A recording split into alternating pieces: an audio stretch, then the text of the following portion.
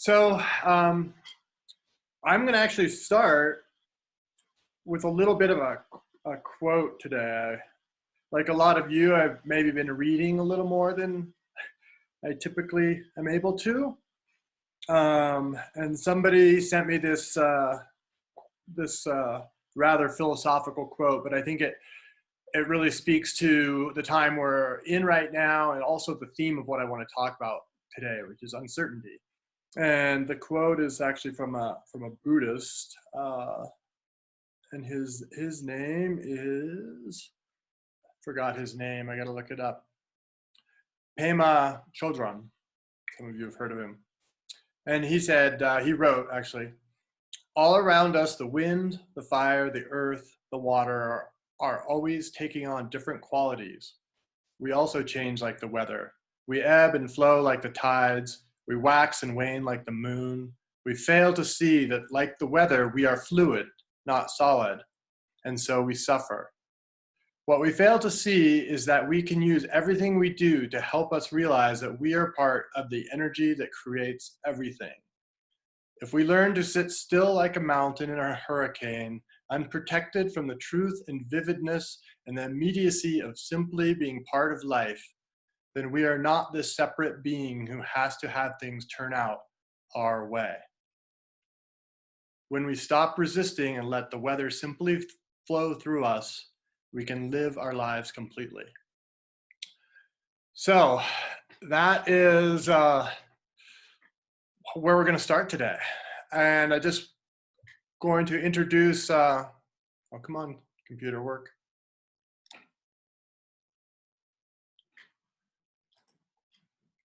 Okay, this is where I'm sitting. This is not a picture from today. It's not quite that beautiful out today, but I'm in Ridgway, Colorado. That's my little village, about 1,000 people, and that's my home backyard mountain. This is Mount Sneffels over here.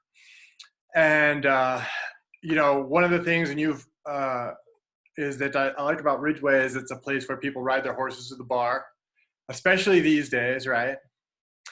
And that's good because, you know, the horse knows the way home. So we could drink a little too much. But today we're going to start by talking about this particular expedition on a particular mountain. This is a mountain called Masherbrum. It's one of the most, in my opinion, beautiful mountains in the world. It's probably one of the most difficult summits to reach. I think that there have only been either 3 or 4 successful parties that have reached the summit ever. The first one being in 1962 by an American-led expedition.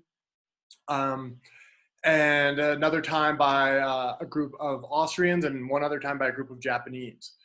And that successful last successful climb was like, I'm rusty on my history, but I think it was 1987.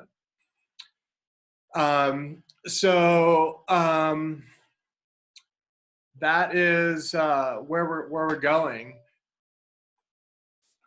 One of the things I want to talk about, I'm just gonna, like I said, I'm gonna kind of read some of the text. I've got a text screen here, so I can see what you're saying, and feel free to write whatever you are. I am corrected that Pema is a woman, not a man. I may have said that he was a she, but my mistake. I actually didn't know.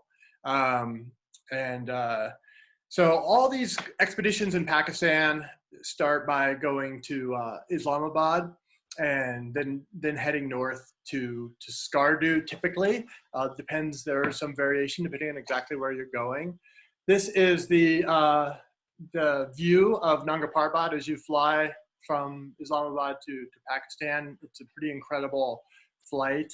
You have to actually fly around this 8,000 meter peak basically to get to Skardu. And Skardu is the place where you kind of do the launch. This is a little closer view of just Nanga Parbat from the plane as you fly by. It's not too many commercial flights where you fly right past a 8,000 meter peak, right? So a lot of our you know, expeditions, I'm gonna and people have talked about this. Oh, somebody asked what aspect is that? That's the Diamir face. I don't think, are you seeing my cursor on the picture? Can I point to things? Oh, okay, good. So you can see, let's see if I can pick it out. I believe that this right here is where the Kinshasa route goes, like this. That's the kind of normal route on Nanga Parbat these days. I believe it's this buttress. I could be wrong. I've actually never been over there. I did turn on Facebook Live. Somebody just asked, so hopefully that's working.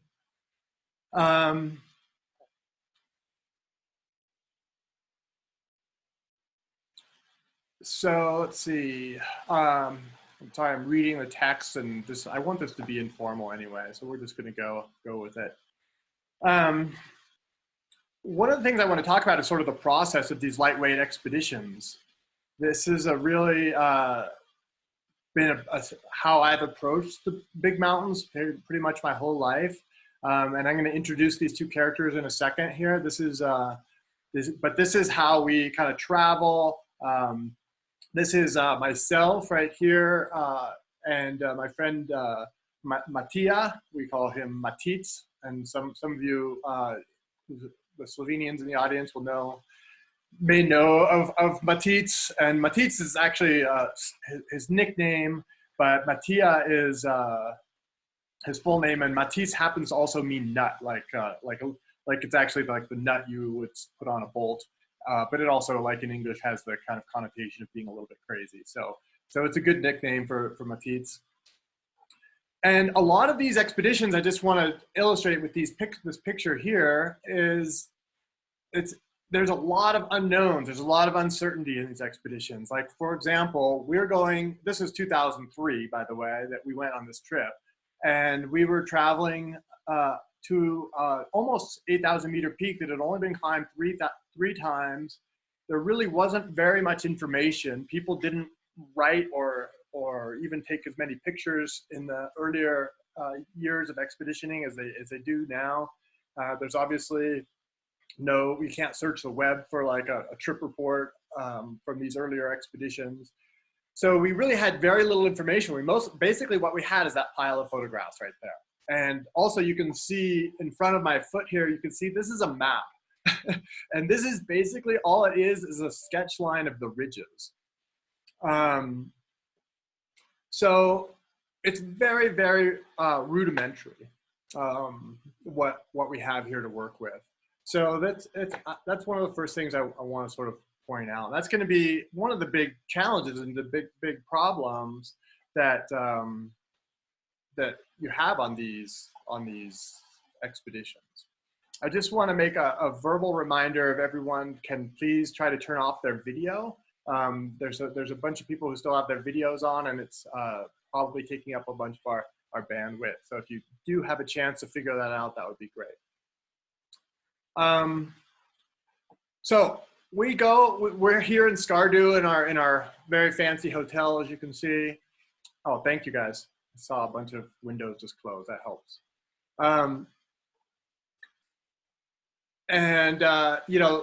Again, somebody was asking us about how to talk about the finances of this. These expeditions are all very, very cheap. And I mean, for example, our rooms in this hotel were like $6 a night. I mean, they're probably $12 a night now. We're not staying in fancy places. We're staying where the locals stay.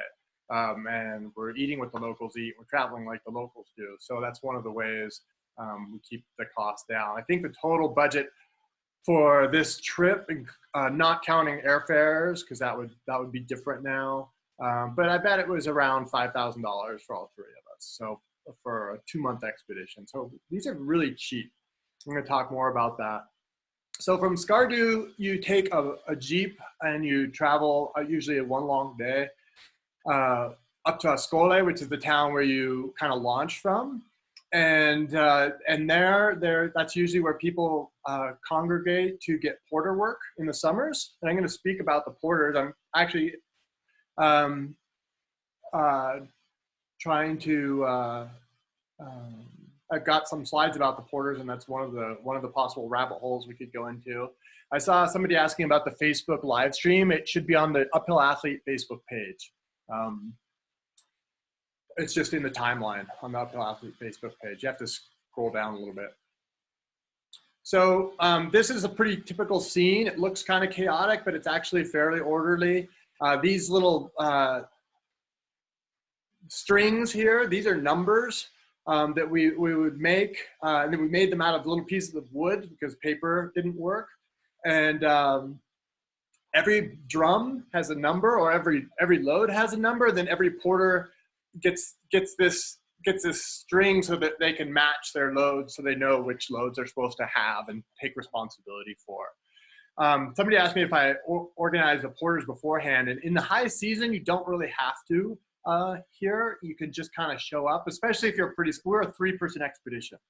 You know, we had a liaison officer and we had a base camp cook. So we're 5 people, you know, including the 3 climbers. So I don't remember the number of bags we had, but it was probably around 40 or 50 to get in there with 2 months supplies. So, you know, it's a lot, but this is how these guys make their money during the summer. So they kind of head out. If you're a bigger expedition, I've been on other expeditions where we have more people, and then you need to kind of have somebody call ahead. So I always work with an agency, and I have always used this agency called Blue Sky Tours, Ghulam Mohammed out of Skardu, and he's just a great guy. I trust him completely. I've done 12 expeditions with him. And somebody had also asked about kind of how, like, this is one of the things I was talking about in the chat before we got started, is this is kind of the relationship part of this, is having relationships with the locals there, like Ghulam, where I can completely trust him. So in this case, I could call Ghulam and say, hey, just make sure you know, could you call up to Ascole and let those guys know that we're a group and we're going to need around 45 porters, and we're going to try to start on Thursday or whatever. And Ghulam will organize that kind of stuff. My relationship and approach to porters, I always have used them for going to base camp, never above base camp. And that's one. And then the 2 is that I am a big believer in hiring them myself. I don't use the agency to hire them. There's too much. I've seen too many problems where, the agency just basically becomes this middleman, and then you find out that the porters aren't getting paid as much as you think they are. They're not getting their equipment. There's pretty strict rules in Pakistan about how much the porters are paid. It's just laid out. It's actually law, what they're paid for each stage and what equipment you have to provide them. So you actually have to provide them with like sunglasses, shoes, socks. You have to like tarps, like shelter tarps, that thing. Somebody asked about where they come from. This is very different from Nepal and Pakistan, because you don't start as high, you start relatively lower, and you just go up more gradually. So Ascole, I don't remember, but it's probably only like 10,000 feet or something. It's not that high. And then because you're just walking up this massive glacier valley, and we'll talk about that in a minute, your ascent rate is really pretty low from day to day. So we don't have problems generally with altitude illness with porters in Pakistan. So, I mean, some of these guys, I want to just point out, like these guys, I forget their names now. I have not been to Pakistan since 2007. I started that's another story. I started getting interested in trying to climb this mountain called Makalu, really beautiful mountain. And so I haven't been back in a while, but like these guys, I used to know all their names. Like I would see them every single summer, and they were like happy to see me because they knew I was fair, and these were great guys, and these were just faces that I got to know. A lot of them I can't speak with, but a lot of them, like this younger guy in the background, actually, I forget his name, but he could speak pretty reasonable English, and I had a lot of conversations with him. It was actually a lot of fun. So one of the things, the way it works is when the porters, these are their identity cards, and they give you their identity card, and then you give them a load and this tag. And then you keep their identity cards until they're paid. And that's sort of like, that's sort of kind of the little trade you make so that everyone trusts one another. And that's just kind of the standard practice over there. The trekking in Pakistan is pretty rugged. It's quite different than trekking in Nepal because these trails change often.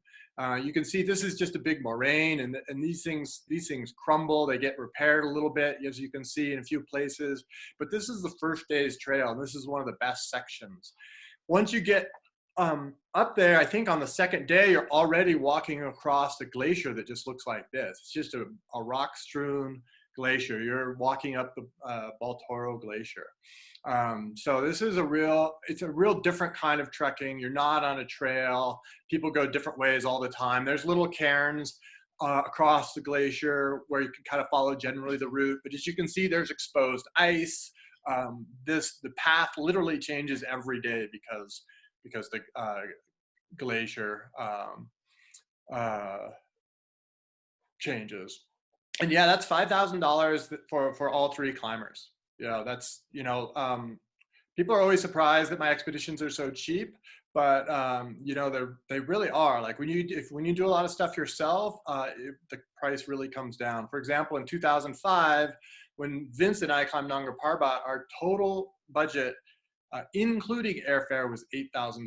We did an 8,000 meter peak for $8,000 for two people, door to door from the United States. So it does not. That was also time. I don't know what it is now, when the permit fees were much lower. And yes, we buy all our food and fuel locally.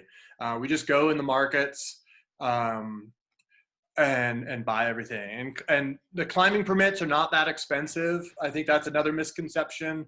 Particularly in Pakistan, even K2 is only $12,000. And like in 2005, Nanga Parbat was $3,000. At this time, when we did this in 2003, Masherbrum, I think, was $2,000 for the permit.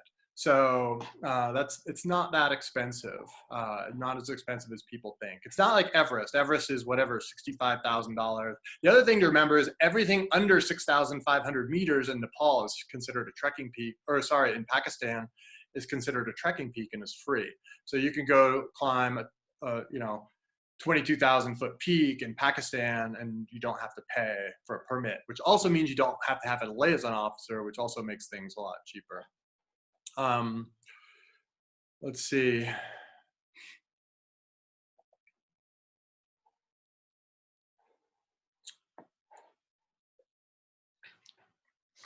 Yeah, and as Scott wrote, I'm talking about the peak fees are total sums. Those are divided among the expedition. Those are not per person. And yeah, who keeps the group on track? So there's actually what's called a sirdar, which is basically the manager of the porters.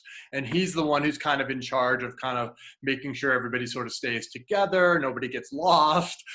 We usually ended up, because we're not carrying, the loads are 25 kilos. And so to aid our own acclimatization and to make our own life more comfortable, we only probably carry day packs basically. So we've got like maybe 15 or 20 pounds. So the climbers often end up going ahead.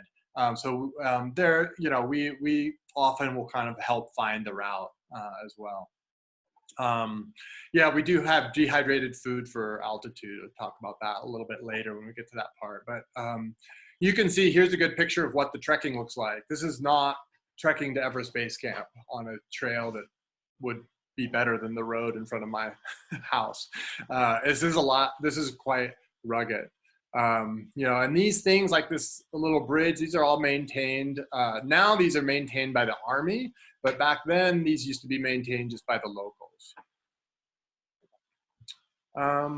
Somebody is saying, let me pause for a second. Live on Facebook, somebody's telling me that this is not working, but it should be.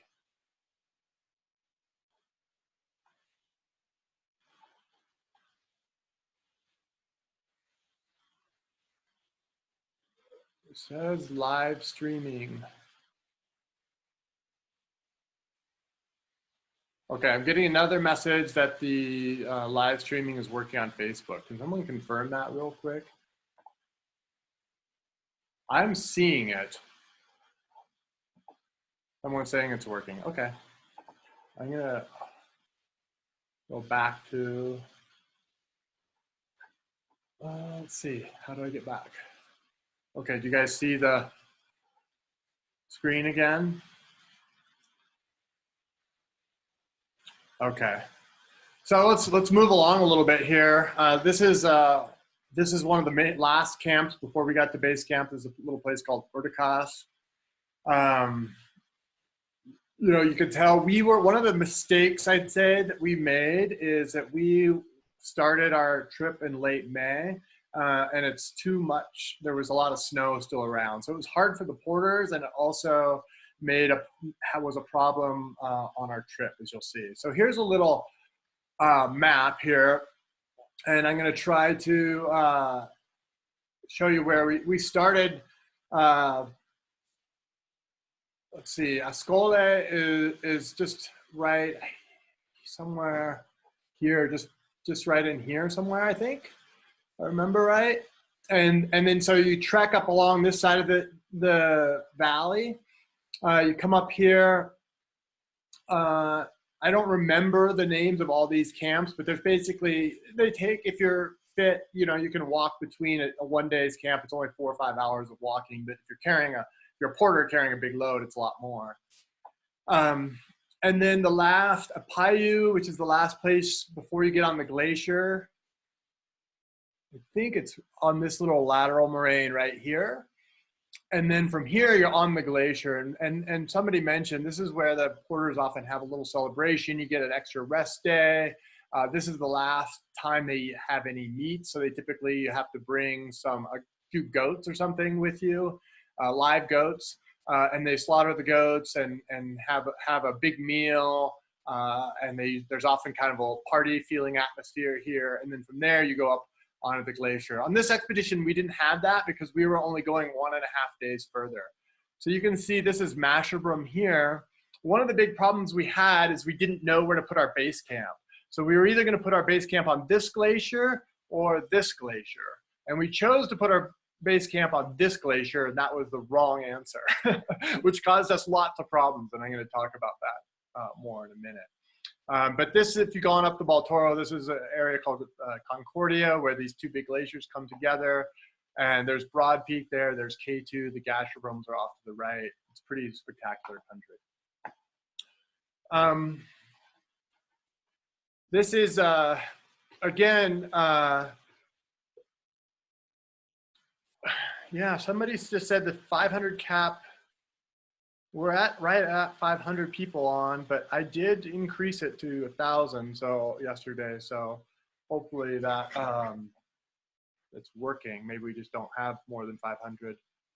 I've invited others and they say they can't join. Well, please send them to the Facebook live stream. There's nothing I can do right now. I thought I upgraded my account yesterday to accommodate 1,000. So sorry about that for those that want to join, but please go over to the Facebook live.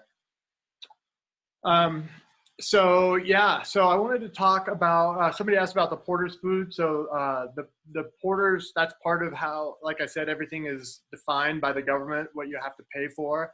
And you also, like the ration that you provide is also defined, like a certain number of grams of flour and lentils and rice and so forth every day. It's all kind of like laid out. So, so we chose the glacier for the base camp by kind of educated guess, and we guessed wrong, as I said. But I wanted to talk, this is our base camp, but this is a really important person on our expedition, probably the most important person. This is our cook, this is Rasul. Rasul was actually a pretty famous cook in the Baltoro area.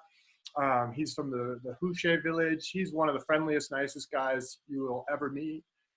This is a young Rasul. He's still around, but he's been an expedition cook for a very long time. He's not doing many expeditions anymore, but even in 2003, he had already been doing this for like 20 years. So he was a master, and I basically trusted him completely. And I basically, after 1 or 2 trips, turned all the food purchasing over to him. So he would buy all our base camp food, and I wouldn't even question it, because he would do such a good job. He would do a better job than I do, which makes sense, but it's easy to, feel like you need to micromanage these guys. And you can see we have a lot of stuff once you get up to base camp. And this is kind of what our base camp looks like. The red tent behind me is where we're eating. And then this other tent to the over my other shoulder is a big canvas tent without a floor. So this was a tent that we would use for our cook tent, and Russell would help. We would organize all the food and stuff in there. So I want to introduce the other guys I'm on this trip with. This is the Facebook link is Uphill Athlete / Uphill Athlete, all one word. Facebook.com/Uphill Athlete, all one word, is how people get to the Facebook link. Really sorry about the lack of participants. Maybe maybe Scott, you could go into the Zoom account and see if you can fix that, but I don't know. Maybe not. So this is Marco Prezel and Mattia Joost. And these were, I didn't know Matits before this expedition. I'd done a couple of expeditions with Marco. They're both from Slovenia. Marco, I've climbed with a lot. You guys have probably heard me talking with Marco about Marco quite a bit.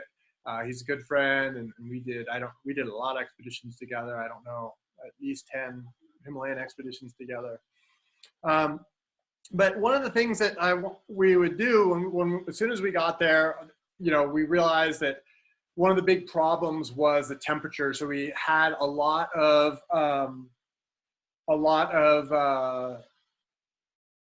early starts. I'm seeing notes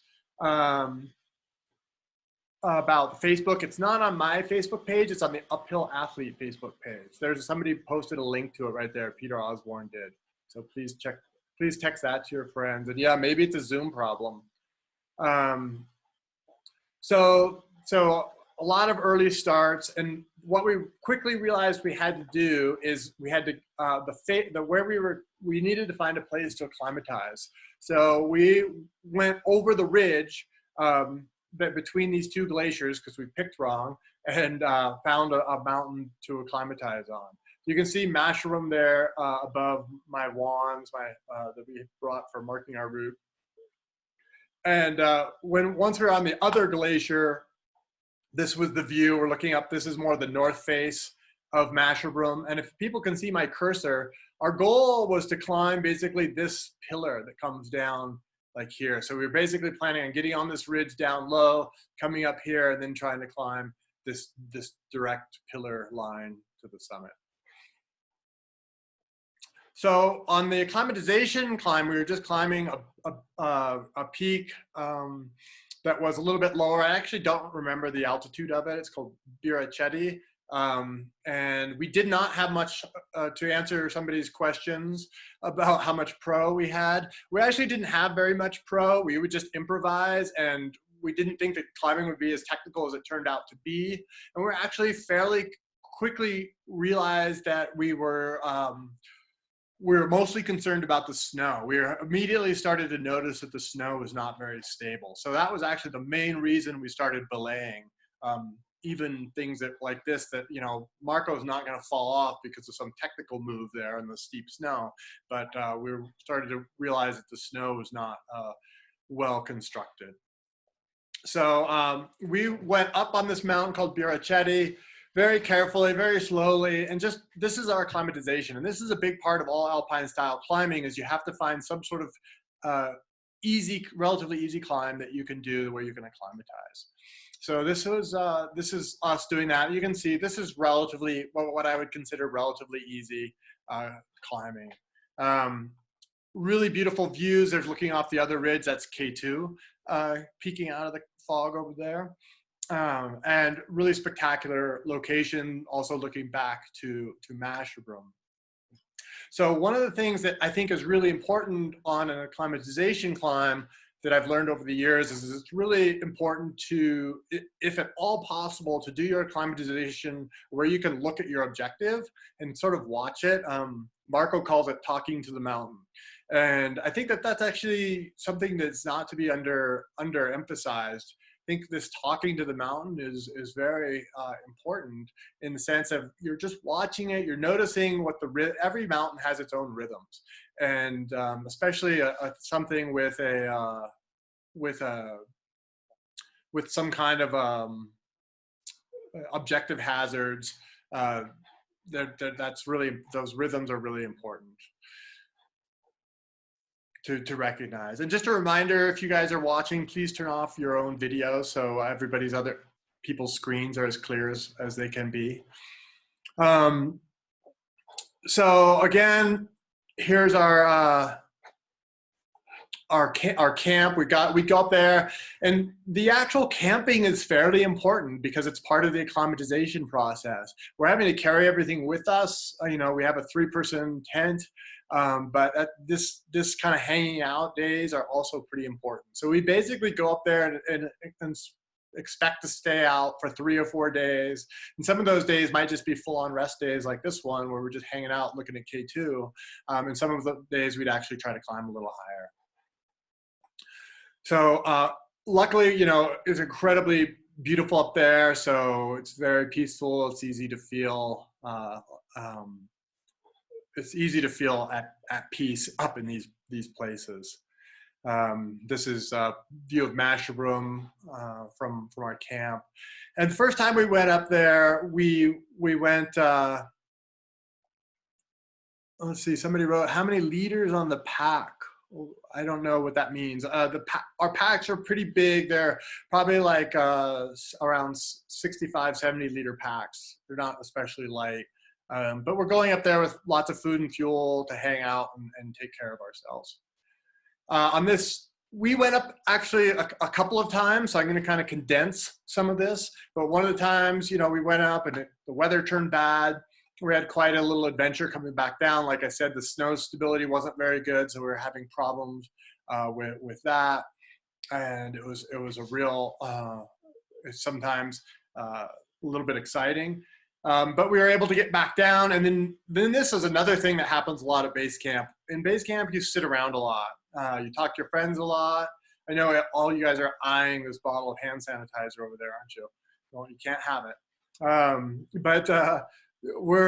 We just spend a lot of time in base camp, a lot of time reading books, a lot of time I mean, this was 2003. We didn't have iPads with movies or any of that stuff on it. We just had good old paper books. Yeah, we would spend, you know, we would basically, my rule of thumb is I want to climb to within 1,000 meters of my objective summit. So that's what Biracheti, this goal peak, was about 6,800 meters, and Masherbrum is about 7,800 meters. So that's right in there. So we went back up again. At this time, this was 2003, we didn't have weather reports. We didn't have things like that. So, you know, now people get those things on their sat phones, but back then we did it old school.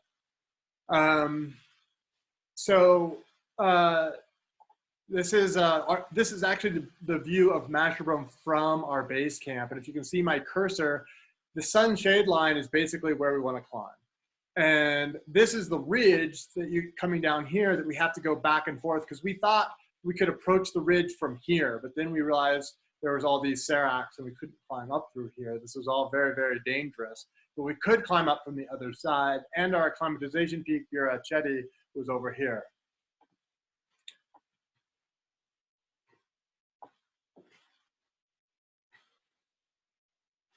So we went back to climb Biracheti to actually try to summit it on it, and we were able to do that. The vertical relief of that route was probably around 10,000 feet, probably about 3,000 meters or so.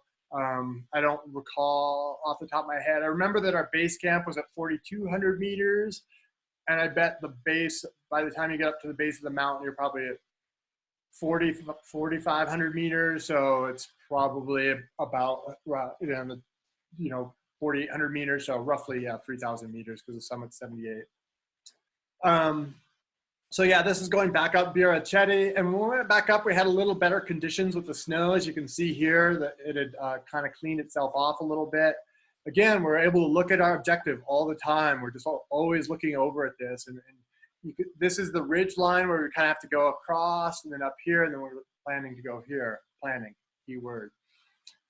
So that's looking back down towards the Baltoro. And we made 2 camps on this time. We made a camp in the place where we've been hanging out before, and then we went up higher for a second night. And this is where I wanted to talk about food a little bit. Particularly on the acclimatization climbs, we really go out of our way to go pretty heavy on food. It's really important that you're not digging a hole. You're in physiologically that you're staying up on your health and fitness. So we, this is like literally what you see. There's a cans of fish. There's a red onion. There's whole cloves of garlic. There's chapatis that Rasul made in the morning, and we're pretty much eating like normal food. And I think that that's really important. And we try to eat as much as we can, like not that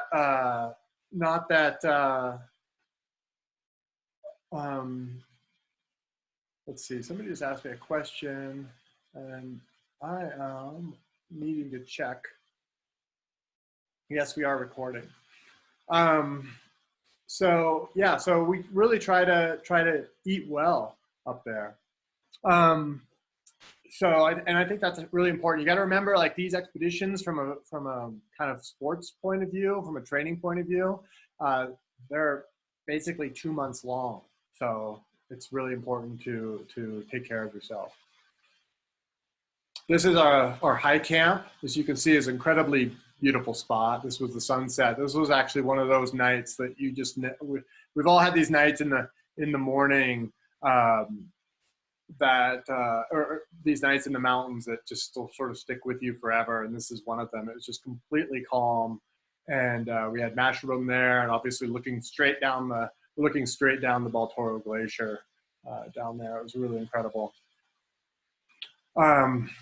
So great place to spend the night. Nice little safe Serac roof for us.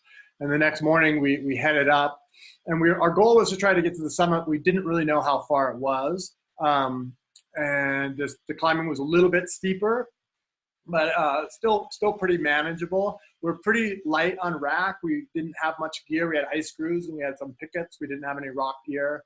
You can tell now that we're almost looking down into the middle of Masherbrum, so you can tell that we're gaining some elevation. What we didn't know was that just over that like little serac at the top left corner is actually the summit.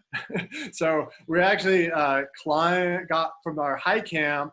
We were on the summit in about 3 hours. We didn't really realize that we were as high as we were. And that's part of what I liked about climbing in Pakistan is there wasn't that much information. Like, we didn't have real topo maps. Like, we had, GPS, doesn't give you a good elevation. So we're always kind of, it's a little bit, a little more old school. Not quite navigating by the stars, but yeah. And yes, you lose your appetite at altitude, but losing your appetite is not an excuse to not eat. If you're a real high altitude mountaineer, you still got to eat. So these are actually kind of cool pictures. I excuse the scans, they're not great. I made them on an old flatbed scanner last 2 nights. But this is looking straight down the Baltoro Glacier, and this is Nameless Tower, you can see right here. This is Great Trango Tower. This is Ulibiaho. This is Batura. Wait, no, this is Spantic. And then there's a Batura group of peaks that is probably right there, but I'm pretty sure that's Spantic. Really impressive view. Looking the other way, this is kind of looking to the kind of south. Let's see, that would be southeast. These mountains here are in India. That's probably the border. The line of control goes quite close here. This is the valley that comes up into Hushe. And this mountain right over here that's kind of hidden in the cloud is K6. You'll see some more pictures of that. And this is a mountain called Gondogoro, and that's becomes an important mountain here too in the story. I'm just checking my time. I'm way slower than I thought I would be, so we'll see how far we get here. And this is looking the other direction. This is Chogalisa, where Herman Buhl died famously and sadly. This is looking the other direction, the best for last. These are the Gasherbrums here. This is obviously Gasherbrum 4, Gasherbrum 3 right here, Gasherbrum 2. This is Broad Peak here, and this is K2. So really beautiful mountains. You can see how much bigger K2 is than everything else. K2, also because of this sort of pyramid shape, it really just dominates the skyline. If, anywhere you can see it, it's so much bigger than everything else. It's really impressive. And then, of course, looking the other way, back in the evening, back over to Masherbrum. So you can see this was coming down, but you can actually see our track from Biracheti. There's the summit. That's that little serac I pointed out. And our camp was right here underneath this little lip here. And you can see our track coming down across here. So that was where we went. So back to, I just pulled this off of Google Earth yesterday. So here's Masherbrum and here's Biracheti. So our base camp was probably right about here, and we were going back and forth over the ridge somewhere here. I'm assuming everyone can see my cursor.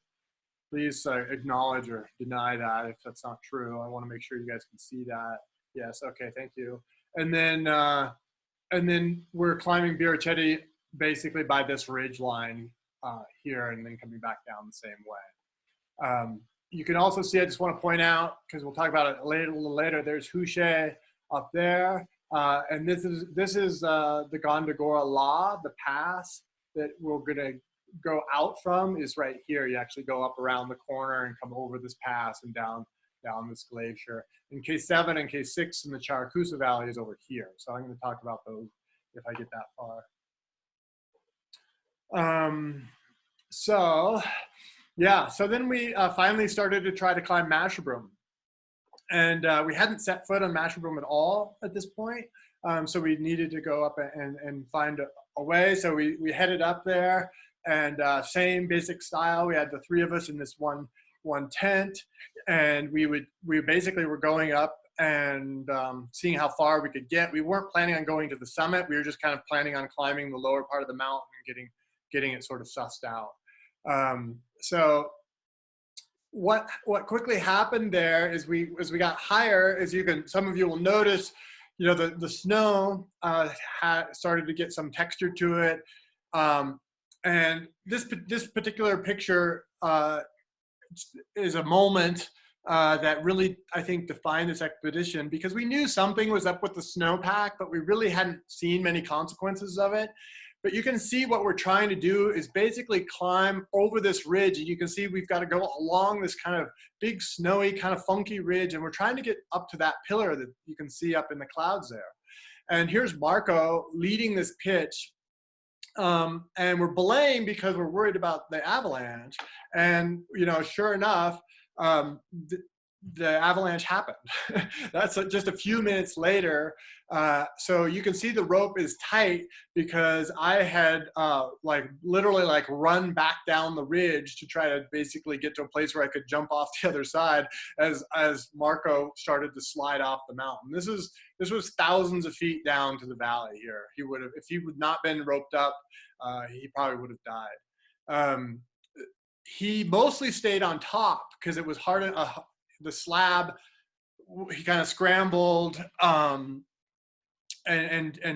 got on top of the slab. You can see the crown there. That crown is about 3 feet tall. So it's a fairly large amount of snow. And in the last photo, he was not digging a snow pit. He was digging for traction to try to get his way up there, make his way up there. So now that the dangerous snow is gone, we of course climbed up there because we weren't worried about it avalanching any further there. But we were quite nervous the rest of the way. You know, here you can look at that slope. It's barely 20 degrees probably, but you know, we've got a backpack buried. I'm belayed. Batiste is belaying me. I'm belaying Marco. And the feeling of everything is definitely changed. So then we got a little higher, and what we knew, this part right here in the climb, we knew was going to be a big problem because it's a really small part of the ridge, and there's huge seracs and thousands of feet of exposure to either side of that. So we knew we could have a problem here, because if we couldn't get through this safely and easily, we weren't going to be able to get to the kind of meat of the route. So And of course, this is what happened. Like I was leading and you can see what happened. You can see the debris here. This whole slope avalanche and went off a big, huge, like probably 1,000-foot. I'm not joking. It's probably 1,000-foot cliff right there on the right edge of the photo. So if you got swept off of there, it was absolute certain death for everyone. So, you know, this was like a, you know, pretty clear signal that we needed to go back, which is what we did. Oh, Scott just said that he managed to upgrade our Zoom account to 1,000 people. We've actually dropped a little below. We're at 491 right now. So if anybody has friends that want to join us on Zoom, hopefully they can see if it works now. So that, and apologies for the technical glitches here. So that that kind of sent us back down the mountain with our tails between our legs and trying to figure out what to do. So we spent quite a bit of time thinking about that, and we were only maybe like I can't remember the exact timeline, but we were roughly 5 weeks or something into our expedition, which was supposed to take a couple of months. So Marco and I did make one more try, just the two of us. Matisse decided it was too dangerous, so Marco and I went up one more time. Didn't really get that much further, and the weather was bad, and it was just too spooky, and we came back to base camp. And I think that's one of the things I want to say about that is sometimes you just got to feel like you gave it your best and tried every possibility and ruled out every option. So that was kind of how we approached that. So then what we decided to do was that we decided we wanted to go explore some more of the Karakoram Range. The Karakoram Range is an incredibly beautiful place. We're here, there's Masherbrum, and our base camp was right here. And so what we organized was that our liaison officer went out with most of our base camp, and then Marco, Matisse, and I took a few people, a few porters, and we're just going to go basically trekking for like 2 weeks and look around and see stuff. So we headed up here, and I'll talk about this, but I just want to show it on the map here. We headed up the Baltoro to Concordia, and we were hoping it would be clear and we could come up and cruise around K2, but when I got there, the weather was really bad. So we went on out over the Gondogoro out this way. It's quite a high pass. It's about 18,000 feet, and it's very, very glaciated. And then down this valley, and then we went up here into the Charakusa Valley and checked out this valley. I'm going to talk about that a little bit. Then we came back out here, and we went into what's called the Nangma Valley, which is right here, back in there, and it takes you up to the other side of K6. And then we went out here and visited friends and down in Haldi, where my friend Vidal lives, and basically ended our expedition a little early. So this is Ali. He's one of the porters. He's another one of those guys that I've known for a long time. And he's a bit of an anomaly with these guys at that time. This has certainly changed in the ensuing 17 years, but he could read and write and speak English. So we used him a lot because it was really helpful to have a guy that could help us keep track of porters' names and write lists and do that stuff. So he was a close sort of confidant oftentimes. Here we are up at Concordia. This is what the weather looked like. Quite bad weather. There's Marco and Matisse. That's Ali on the left. That's Rasul came with us. This guy, I forget his name, but this guy was wicked strong. He was the strongest porter always. And this is over on the Gondogoro Law. This is some other porters. These aren't our porters, but this was from a trekking group. But this kind of tells you what the Gondogoro Law going up there looks like. We're actually going up this direction and over the pass behind them. So it's actually more like a mountaineering trip than a trekking pit trip. When you come out the other side, you actually come out down onto the south side, and it's not glaciated at all, and there's all these flowers, and it's really beautiful. And after being on the glacier for so long, it's really nice. And of course, you know, not the best picture, but when you haven't seen green or life for a long time, you get really it's a really great and beautiful moment. Marco is obsessed with this. This is like this wild celery that grows. So he was like eating that. He made himself sick. He ate so much of that.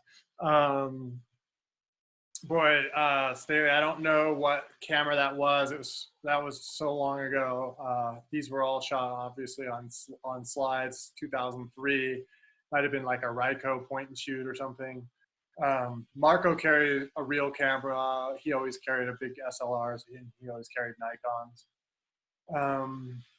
I did not. So then we get back down. Oh, this is a guy, I forget his name, the one cooking the tea there, but he was another one that I was on a lot of trips with, and he was a really nice guy as well. And I did a lot of great trips with him. This is a pretty typical kind of setup, how they cook, you know, just making, you know, pushing some stones together and building a fire underneath.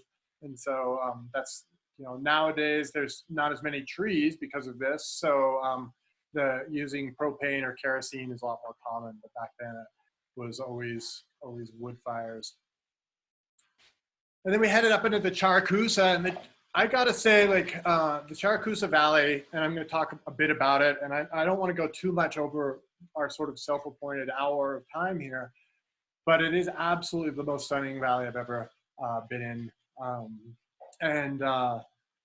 It's just, it's a dead end valley. The mountains that you see at the top here are, you know, that's actually called Linksar up there.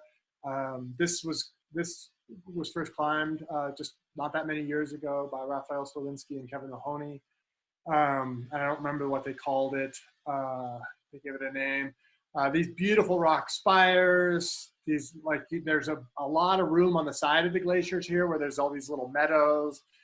It's just absolutely stunning. I mean, look at that rock. This rock, unfortunately, is on that side of the valley is not as good as the rock on. This is the south. I'm looking at the rock on the south side of the valley, and for whatever reason, the granite on the south side of the valley is not as solid as the granite on the north side of the valley. I don't mind the comments, but you know, I don't really, you know, if there's something like a sleeping bag or something that if you guys see a comment that is of wide interest to everyone, just jump on and say, hey, this is interesting. I'm happy to go down some rabbit holes. I kind of want it to be a little informal, but you know, we didn't bring information. We brought like paper maps with ridge lines drawn on them. That's all we had. At that time, GPS units were not allowed by the Pakistani military. So I don't know if it's like that now, if they allow GPS units to be used. But yeah, that was the way it was. So yeah, the Charakusa, we went up and we stayed a couple of nights in this meadow and walked around a little bit. We were also really tired. We had done a lot of trekking at this point, so there was a lot of this, just falling asleep in the grass, which was really nice. And you know, just these pictures are more just sort of scenics. And I just want to talk a little bit about these mountains because I ended up climbing a lot of these mountains. This is called Kapura Peak. This is a 6,500 meter peak, and Marco and I and some other, and Steve Swenson and Doug Chabot and Bruce Miller did the first ascent of this mountain 2 years after this. I tried this mountain. This is K6 Main over here, and this is K6 West. I tried the route up this wall that Raphael and Ian did a couple 10 years later maybe, but I think I made the first attempts there. Just absolutely beautiful, beautiful place. And then the other place I want to talk about, and I'm gonna probably, how are we doing on time? It's been about an hour. I've got to kind of decide, you guys can help me decide. I actually came back and climbed this mountain here, which I called Haji Brock, which is a 6,000 meter peak. I did a solo climb of that. And I've got some pictures of it ready to go, but I don't want to bore people. So we can either keep going and talk a little bit about that. But first I want to keep going. Okay. So that is just an incredible place. And honestly, like, I just want to point out, like, remember what our other base camp looked like in those other pictures? It was like on this glacier, and it was always melting and the rocks are always moving, and it's not really a nice place to hang out. There's no running water. You're melting ice for water. And here you're in this like kind of little meadow on the side of the moraine, and there's like water coming down from the mountains, and you have these incredible views. It's just an incredibly idyllic place. We actually needed to go out. We couldn't stay because we had to get our LO out back to Islamabad and so forth.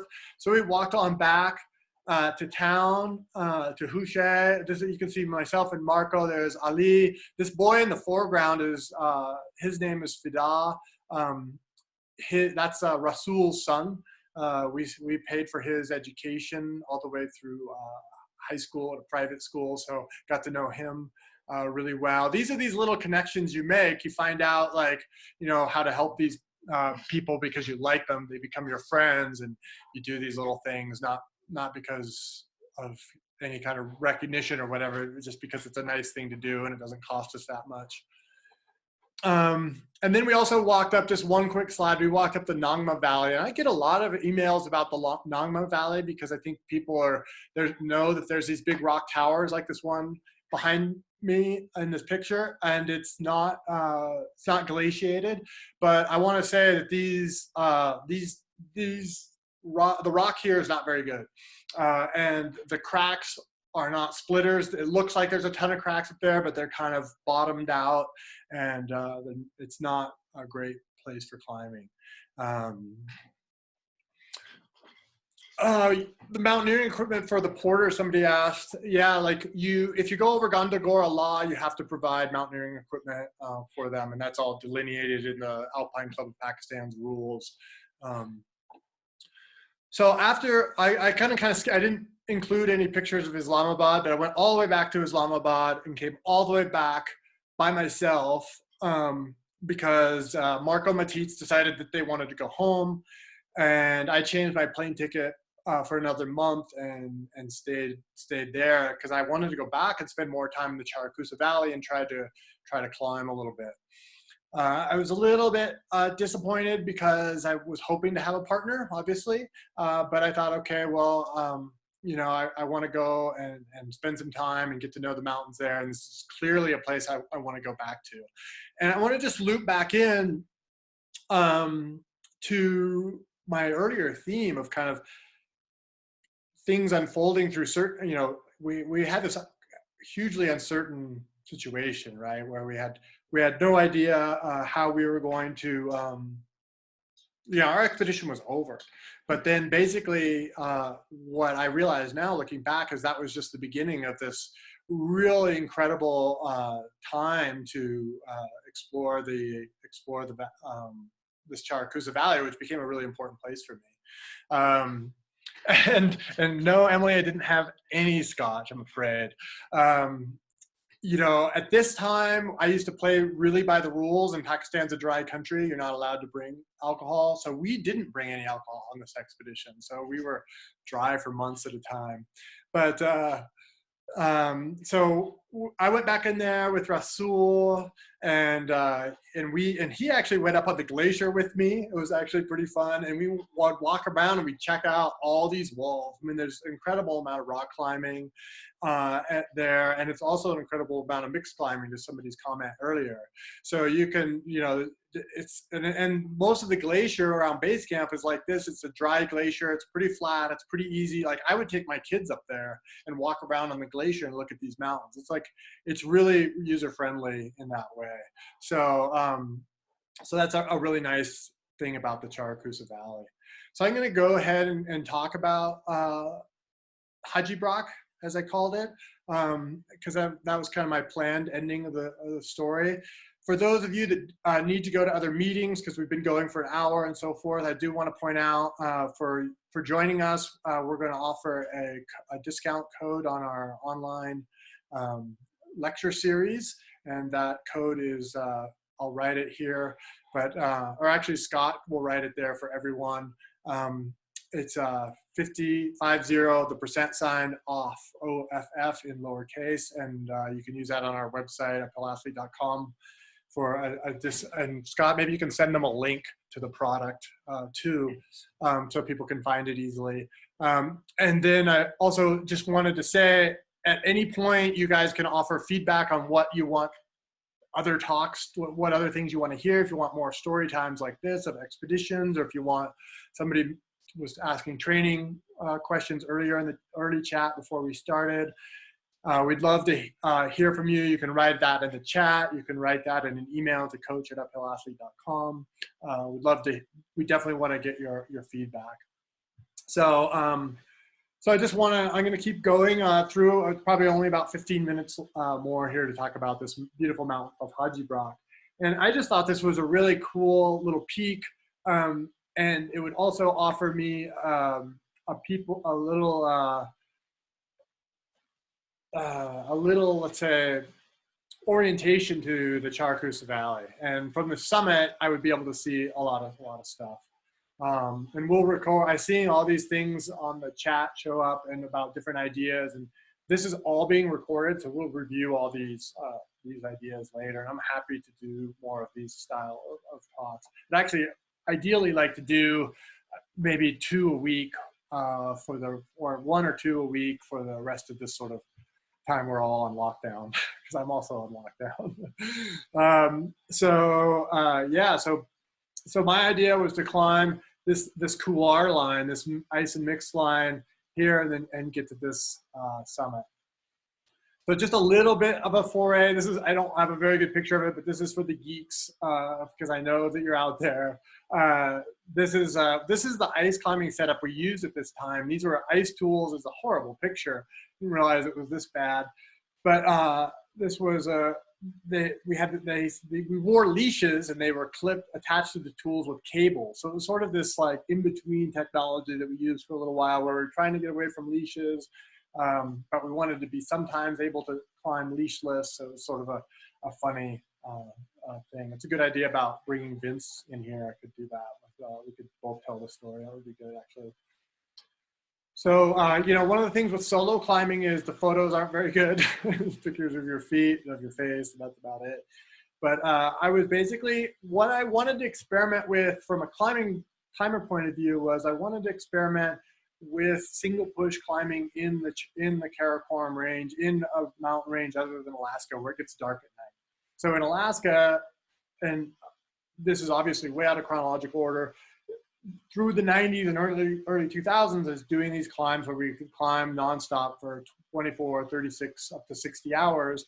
But one of the big advantages is it never gets dark in Alaska in the summertime. So that's a huge advantage. And I wanted to try to do some of that in here. So I actually had headlamps, sort of strapped and duct taped to my legs. So one on each thigh, one mid thigh, and one kind of right above my knee. And then I hung another headlamp kind of just over my neck, which maybe not the safest thing. It's sort of down there. And I had another headlamp on my helmet, like normal. And I started to climb in the middle of the night to see if I could do this. Oh, the attempt of G4. Wow, that's going back. I don't know if there's a. I think yeah, that's going way back there, Bill. So then once it got warm, I basically climbed this long ice face up to the real climbing, which was I brought a lot of extra batteries. That's how I did. And I also planned to only be out for one night.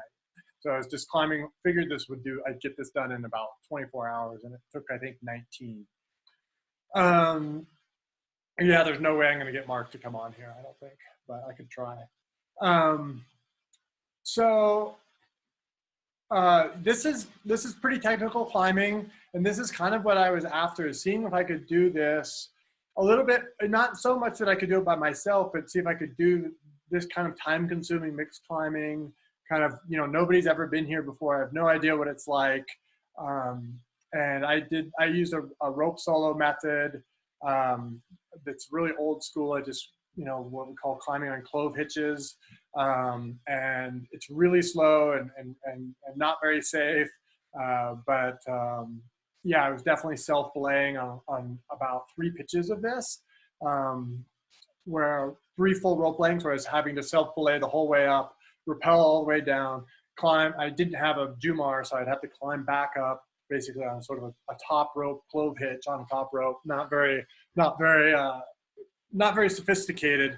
People think we always like if you're a full-time climber, you have some sophisticated, super slick methods, but I did not at all. So yeah, it was slow. This took a lot of time to figure this stuff out, and it was not that pretty. That's my little backpack, and you can see my anchor here. I was able to get an ice anchor at one point.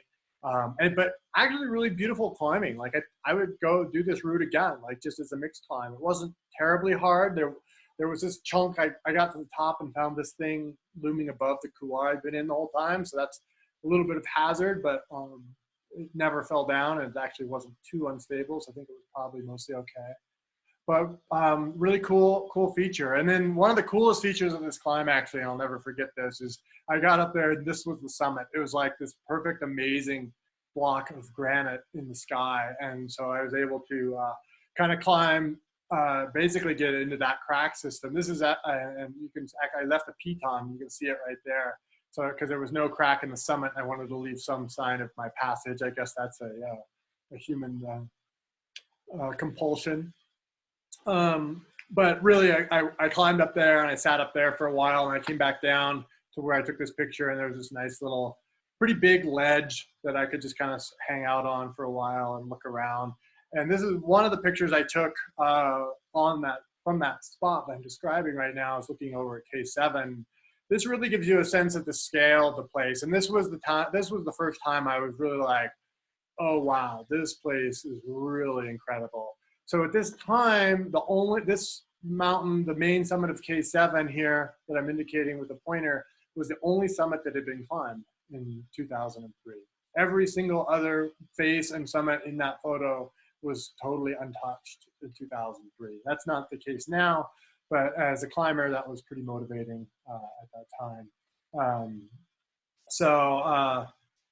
Yeah, no, that col left of K7 is, you can't see it because these slides are so bad, but that's all just seracs. There's no way to get up there. This is really, really steep. This summit has not been climbed. And then Marco and Vince and I climbed this peak, K7 West, in 2007, I think. And then this is Linksar over here that Steve Swenson and Graham Zimmerman climbed, and blanking my names here. This is the peak that Raphael and Kevin climbed, but these other summits in here are still unclimbed. This summit here has not been climbed. I don't think anybody's been on top of these spires. These spires have been climbed. There's some rock routes have been established, but there's still a lot to do there. Chris Wright, thanks. So yeah, so this was a pretty stunning, kind of important. I spent 3 weeks up here just with Rasul. Mark Ritchie was on Linksar. I was talking about. Oh yeah, right, Linksar. Sorry, I'm getting. Thanks, guys. I'm getting everything confused there. I was thinking of the one with Raphael and Kevin.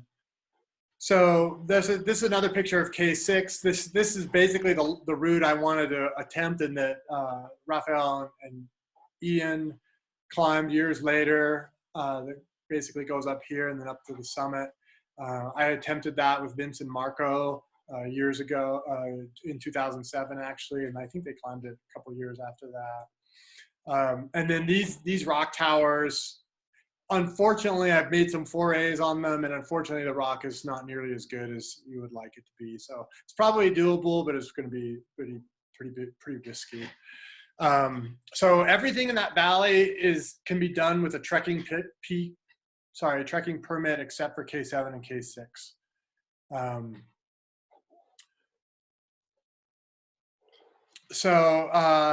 Yeah, so this was a time, I also want to talk about this. This was a time when, I don't know if this is the right moment, but you guys are asking about it. This was a time when I was basically working full-time as a mountain guide. So I had time to go on expeditions as long as I didn't want to work. Average heights of those peaks is, like I said, they're all around between 600 and 6,500 meters. K6 is just over 7,000 meters, the main summit, and the west summit is just under 7,000, and K7 is 6,942. So yeah, so there are a lot of options here you can do with just a trekking permit, which is literally like $50. Not going to talk about gear today, actually. I'll do a separate gear talk. How about that? I don't mind doing that sometime. But these are important. An important trip because it just opened my eyes to so many possibilities. My eyes never would have been open to these possibilities if our Masherbrum trip had gone right. Like if we had gone in and even had a good attempt on Masherbrum, we would have used up all our time, and then we would have just gone home, and I never would have even gone to the Charakusa. I actually ended up spending three weeks here in 2003, 6 weeks here in 2004, and another 6 weeks here in 2007. And if I could go on an expedition again tomorrow, I would, this would be one of the top places on my list to go, just because it's such a fun place to climb. You have a lot of options of places to go climbing. There's a lot of different, you could do rock routes, you could do mixed routes, you can do relatively easy things, you can get as extreme as you want. And so it's a great place to climb. Yeah, Masherbrum I would have gone back to, but I think it's a little too dangerous for me. And the route that David Lama wanted to climb on Masherbrum, I think was honestly, and I told him this, so it's nothing new to anyone, but I think that was a total suicide mission, because that route had so much Serac hazard. The route that Marco and I and Matitz wanted to climb, which was the pillar, was safe because you're on a pillar, it sticks out from the face. But the kind of face where those guys wanted to go, I think is ridiculously dangerous. The whole approach is threatened by Serac. Almost all the route is threatened by Serac. That's just completely unjustifiable to me. And I think, yeah, I tend to find better conditions in Pakistan later in the season. So much more like July, August. I'm a believer in the second half of the season in the Karakoram. But I think that, this is K6. These summits have been climbed, the main and the west, but not very often and not much. And there's obviously a lot of great climbs and routes to do and open up there. K7 still has a ton of possibilities.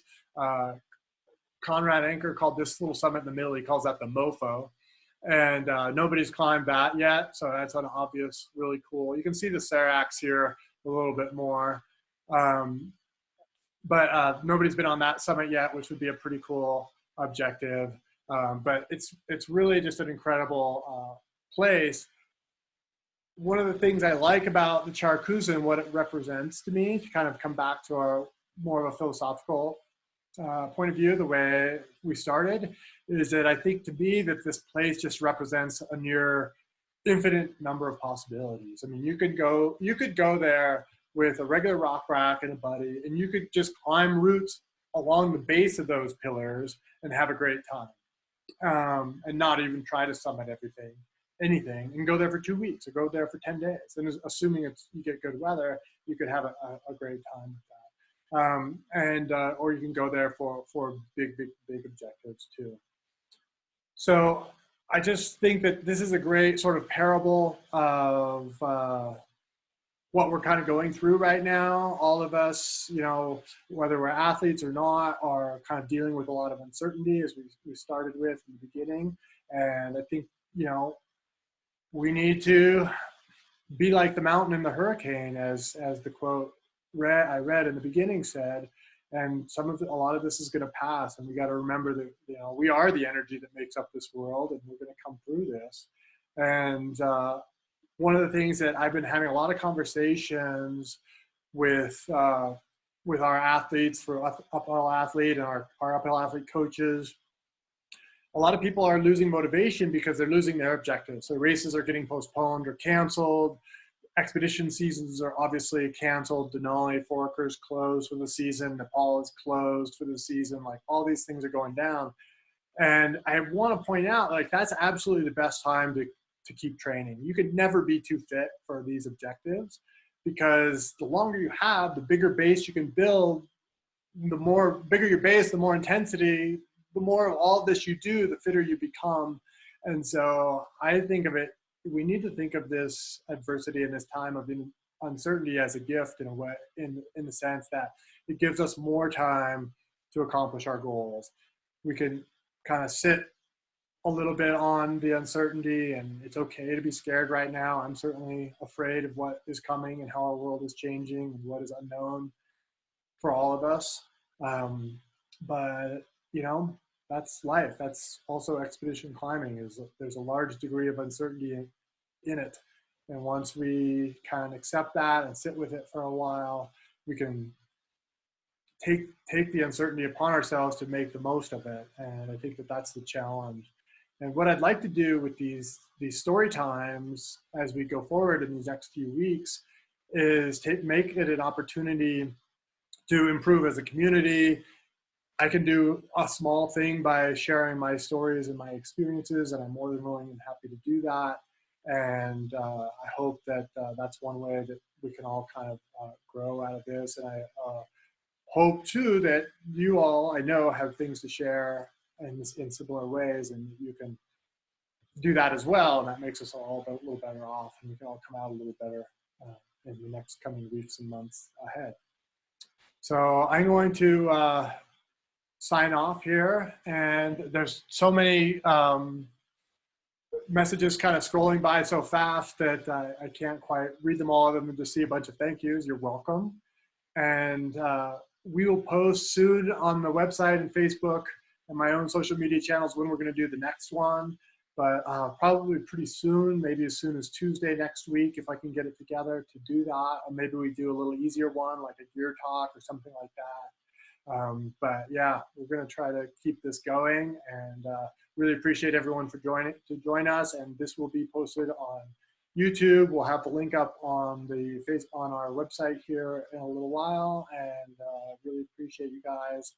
Stay strong out there. Keep your chins up. Keep at it. Keep training. Let's all grow and get through this together. Thanks very much.